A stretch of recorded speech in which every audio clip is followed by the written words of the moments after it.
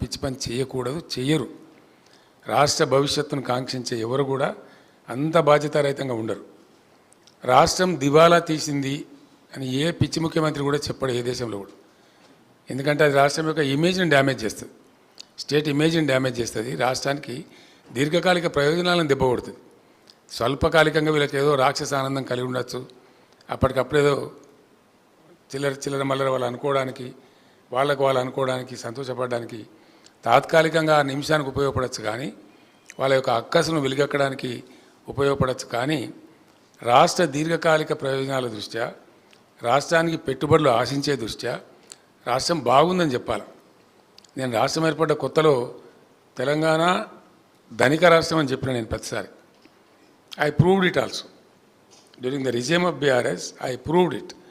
ధనిక రాష్ట్రం అని చెబుతూ ఆ దిశగా పనిచేస్తూ అద్భుతమైన విజయాన్ని మేము సాధించినాం తప్ప అటువంటి ఆ పత్రాలు విడుదల చేసి అవి అన్ని తప్పుడు అంకెలు, తప్పుడు లెక్కలు వాటితో చేసి వాళ్ళు కాలయాపన చేసుకొని భంగపడ్డారు తప్ప ఏమి చేయలేదు. అట్లనే ఈ ప్రభుత్వం ఏర్పడక ముందు చాలా చక్కగా నడుస్తున్నటువంటి అనేక వ్యవస్థలు ఎప్పుడైనా ఉంటాయి. మీకు నేను మంచి ఉదాహరణ చెప్తాను. నేనే స్వయంగా మీరందరూ కూడా సాక్షులు, దానికి మీరే పేపర్లలో కూడా రాశారు. నేను సీఎం అయిన తర్వాత రివ్యూ చేస్తూ ఉంటే హెల్త్ డిపార్ట్మెంట్ వాళ్ళు వచ్చినారు. వాళ్ళు వస్తే అన్ని కార్యక్రమాలు చెప్తూ ఆరోగ్యశ్రీ గురించి నాకు వాళ్ళు చెప్పినారు. చెప్తే దాని వివరాలు కూడా చెప్పినారు. ఎవరు ప్రారంభించినారు, ఎవరు ముఖ్యమంత్రి ఉన్నప్పుడు ప్రారంభించినారు, ఎట్లా జరుగుతుంది ఆ కార్యక్రమం అని చెప్పినారు. నేను వాళ్ళని ఒకటే మాట అడిగిన, ఇది రాజశేఖర రెడ్డి గారు ముఖ్యమంత్రిగా ఉండే టైంలో కాంగ్రెస్ ప్రభుత్వం ప్రారంభించినటువంటి పథకం, ఇది బాగా జరుగుతుంది సార్, ప్రజలకు ఉపయోగం ఉంది అని చెప్పినారు.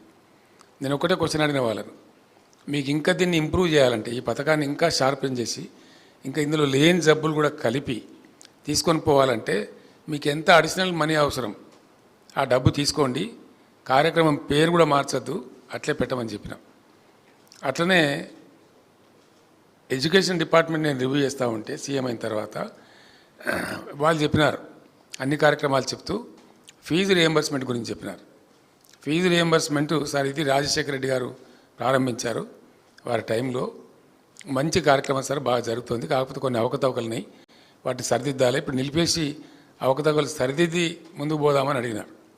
నేను స్పష్టంగా చెప్పిన, నిలిపద్దు, విద్యార్థులకు ఇబ్బందులు వస్తాయి, సర్టిఫికెట్లు ఇవ్వరు, ఇంజనీరింగ్ కాలేజీలు కొన్ని తప్పుడుగా ఉన్నాయంటే వాటిని సరిదిద్దుదాం కోర్స్ ఆఫ్ టైంలో, కానీ ఇప్పటికిప్పుడు మాత్రం దాన్ని నిలిపద్దండి, మీకు ఇంకేమైనా అడిషనల్ మనీ కావాలంటే కూడా తీసుకోండి కానీ నిలిపద్దని చెప్పినాం. అంత ఔన్నత్యం ఉండానండి, మినిమం ఉండాలి ఆ కట్టసి, ఆ మర్యాద. ఏ ప్రభుత్వం పెట్టినా కార్యక్రమమే. Government is a continuous process, ఒక రోజుతో అయిపోయేది కాదు. అదే విషయం శాసనసభలో నేను స్వయంగా లేచి, రాజశేఖర రెడ్డి గారు తెలంగాణ వ్యతిరేక అయినప్పటికీ కూడా నేను ఎట్లా చెప్పినట్టు ఆయన అప్పటికి చనిపోయి ఉన్నారు కాబట్టి, ఆ మహనీయుడు చచ్చి స్వర్గంలో ఉన్నాడు కానీ మంచి పథకం పెట్టిండు ఆరోగ్యశ్రీ అనేది, దీన్ని కొనసాగిస్తాం, దీన్ని ఇంకా పెంచి డబ్బులు పెంచి దీన్ని మంచి పద్ధతిలో కొనసాగిస్తామని చెప్పిన తప్ప మేము అటు చెరిపేస్తామని చెప్పలేదు. దీన్ని తీసేస్తాం, క్యాన్సిల్ చేస్తాం, ఇది మా స్కీమ్ కాదని చెప్పి దాని మీద లేబుల్ అంటించి ఆ పిచ్చి ప్రయత్నాలు, ఆ చిలిపి ప్రయత్నాలు మేము చేయలే. అది కంటిన్యూ చేసినాం. ఫీజు రియంబర్స్మెంట్ కంటిన్యూ చేసినాం. చక్కటి ఫలితాలు కూడా వచ్చినాయి, ప్రజలకు మేలు జరిగింది.